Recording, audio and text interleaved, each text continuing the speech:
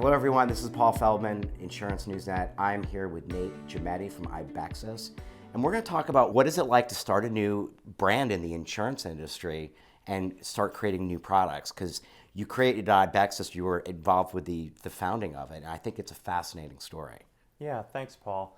Well, Ibexis is call it rebranding, rebirth of a company that's been around for a long time. So it has its history in a company called Sunset Life Insurance Company, which was formed in the 1930s, and most recently was a subsidiary of Kansas City Life. And it was pulled out of Kansas City Life in 2021, fed with new capital, new management team, and new product. And so we're coming at the fixed annuity insurance space in what we think is a differentiated way. Others have bought big blocks of businesses or operating companies as a platform to launch. We thought that the best way to kind of come at the business and be innovative with what we're doing and efficient with regards to operations was start it new. And to be honest, it's a much harder way to get into business, I can tell you that for sure. But we think if you can do it, and we've done it, it's a better way. So some of the things that we've done have been built really efficient operations, new product, and built that around some phenomenal distribution relationships. So tell me, in the early days, what was it like when you were just a few people, and how you grew that business? Yeah, well, the first thing you need to do, I do think this business is a talent game. You need to have good, smart management. The other thing is when you're building a company, you need to have entrepreneurial people. So you have to have expertise, which a lot of people in the insurance industry have, but you also need to have a certain entrepreneurial bend, which not everyone in every sector across all facets of business have. So trying to find that person that has both. We were very lucky to attract excellent talent. Ryan Lex, who ran the IMO channel from Ryan's great. Athene. I've worked with him. Phenomenal. Yes, Phenomenal. So guy. that was a big win for us. And he was drawn to, what the entire management team was drawn to, being able to build something and kind of bringing all of our collective expertise together and taking a breath and saying, okay, we've seen the industry for a long time. We've seen some things we like. We see some things we don't like. We see opportunity. How do we want to build this? So, once we hired our chief operating officer, who was president of a TPA. Our CFO came out of PwC, worked on Allianz, Athene, Ameriprise audits, chief actuary out of Global Atlantic. So a nice team. And then we worked with one of our IMO partners to design operations, design product, take their feedback, and we're really thrilled with what we've put together and how things are going so far. How long did it take you to get your first product designed and launched? Yeah, well, I will say we were having conversations and thought genesis even before I actually took the role. And I had some ideas about watching what was going on in the industry and how to maybe make some slight changes to products that were out there as a way to offer something a little bit different. But it was about a year and a half to be able to design, because you got to design product, you have to build operations around it, and you need to get distribution on board and get it out the door. And you got to get it approved by the states. Yes. Tell me about that process. How is that a difficult process? Well, certainly having the compact helps. So you can do one filing for a majority of the states.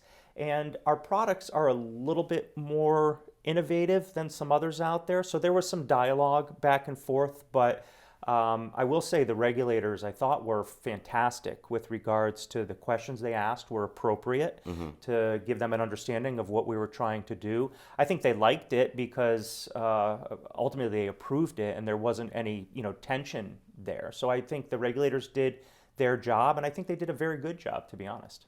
So where do you see the opportunity? When you started this company, where did you see the opportunity? Well, I think it's first of all, the market's obviously on fire. There's a lot of desire in the market for fixed savings products, giving the aging population. I heard recently that the number I heard was only 14% of the U.S. population have actual pensions. So that means 86% of people actually need to save everything that they're going to live off for retirement. And I think it's a fair burden that insurance companies take on to help individuals really retire with dignity, and that's what I think the industry is trying to help. So where we saw opportunity was providing good products that really serviced a need and trying to offer something a little bit different. And then the other opportunity was building really efficient operations, which we think helps the customer experience, the advisor experience, helps with speed to issue, accuracy, and also keeps costs at a reasonable level that we can pass through into good economics to clients and advisors. Yeah. So tell me a little bit about Ibexis.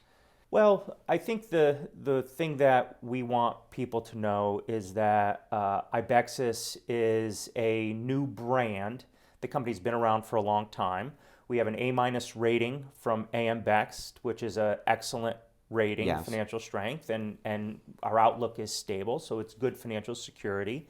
And our products, we'd love to, have people learn a little bit more about what we're doing, because I think our products look very similar to what other folks are doing in some ways, but we have some what we refer to as kind of free optionality for clients to be able to utilize if they want. So good base products with some optionality that's free cost to the client and a little bit different. So what are some of the free options that make it different? Yeah, so the way that we've thought about the product, again, is to have a base product that people know and love, and then some increased optionality. On the MYGA side, we've got a traditional MYGA rate for term, but then 50% of the initial premium can be allocated to what we call the plus bucket. And that plus bucket is an additional fixed rate that the client can earn if the S&P goes up a single basis point. So it's like a kicker rate that the client can look at every year, and over that year, if the S&P went up to any degree, you get 100% of this kicker rate. And if it doesn't go up, the S&P stays flat or goes down, you stay exactly where you were. You don't suffer any losses, you just stay at zero for those allocated dollars. Mm-hmm. So that is definitely different. It's a little different. And then on the fixed index side, what we've done is, a lot of folks are very interested in RILA products, and they're nice products. The issue is, I see twofold. One, it's limited to securities licensed advisors, so it's sold off the back of a prospectus. It's an investment product.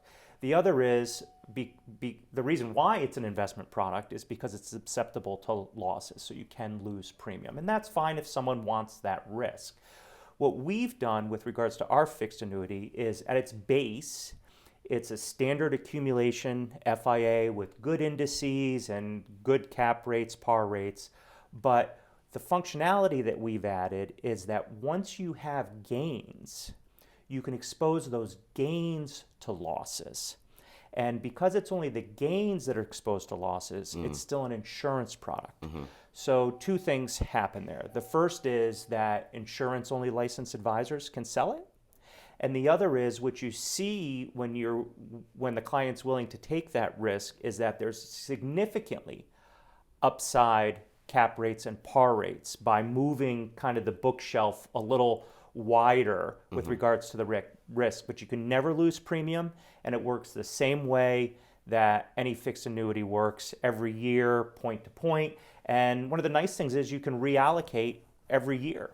So maybe it's taking on risk one year, not taking risks the other, and no matter what, it's free optionality for the client. Nate, we covered a lot today. I love Ibexis' mission and what you guys have accomplished so far. You've been great to work with as a client, and I thank you so much for Thanks, your time. Paul. Appreciate your time. All right.